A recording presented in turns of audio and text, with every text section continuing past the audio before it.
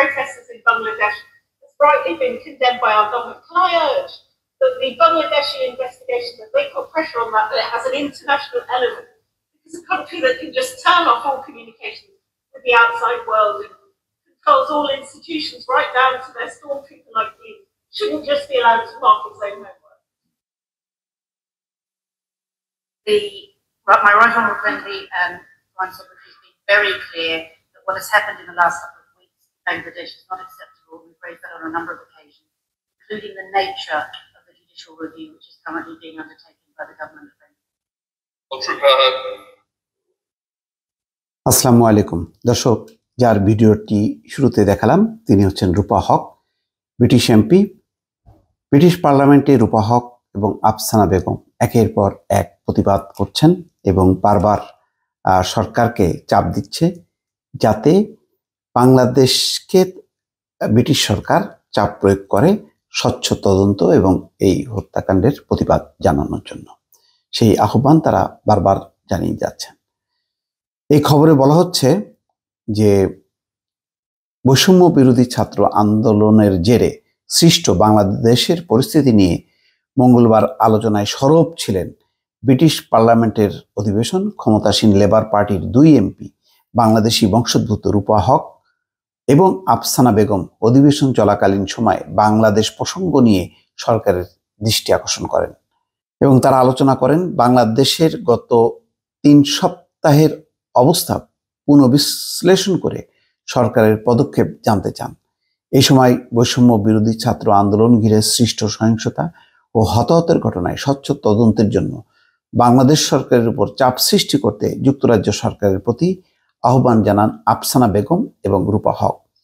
তাদের উত্থাপিত এই দাবিতে হাত চাপড়ে সমর্থন করেন হাউজের উপস্থিত এমপিরা। রূপা হক স্পিকারের উদ্দেশ্যে বলেন, আপনি ও আমি দুজনেই চীনের তিয়ানইয়েমেন স্কোয়ারের ঘটনা মনে রাখার মতো বয়সী। বাংলাদেশে কোটা আন্দোলনকারীদের ওপর প্রাণঘাতী বল প্রয়োগকে আমাদের সরকার যথাযথভাবে নিন্দা করেছে। এই ঘটনায় স্বচ্ছ তদন্তের চাপ তৈরির জন্য আমি কি অনুরোধ করতে পারি?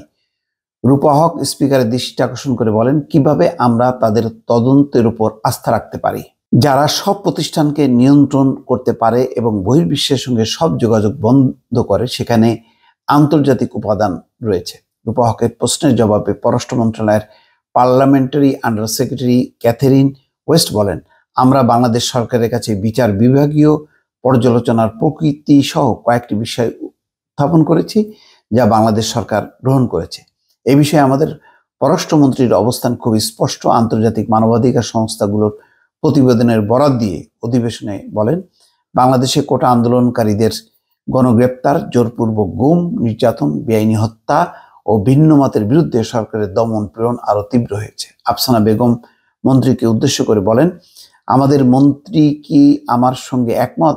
বাংলাদেশিদেরই অবশ্যই প্রতিবাদ করার অধিকার সহ তাদের মৌলিক মানবাধিকার প্রয়োগের অধিকার রয়েছে। তিনি কি বাংলাদেশে এবং সারা বিশ্বে দমন পীড়নের মুখোমুখি বাংলাদেশিদের সঙ্গে সংহতি প্রকাশ করতে আমার সঙ্গে একত্র হবেন? আফসানার প্রশ্নের জবাবে মন্ত্রী ক্যাথরিন আফসানার প্রশংসা করেন এবং একটি স্বাধীন, নিরপেক্ষ, স্বচ্ছ তদন্তের মাধ্যমে জবাবদিহি ও ন্যায় বিচার নিশ্চিত করার প্রচেষ্টা অব্যাহত রাখা হবে বলে জানান। দর্শক, আফসানা বেগম এবং রূপা হক পর্যায়ক্রমে তারা ব্রিটিশ পার্লামেন্টের ভেতরে এবং বাইরে কিন্তু বক্তব্য দিয়ে চলেছেন, কিন্তু আমাদের অপর দুইজন দুঃখজনকভাবে রুশনার আলী এবং টিউলিপ সিদ্দিকী, তারা দুইজন কিন্তু তুলনামূলকভাবে বা বলা যায় এই পর্যন্ত তাদের কোনো ভয়েস রেইজ হয়েছে এরকম কোনো খবর পাওয়া যায়নি। ভালো থাকবেন। আল্লাহ হাফেজ।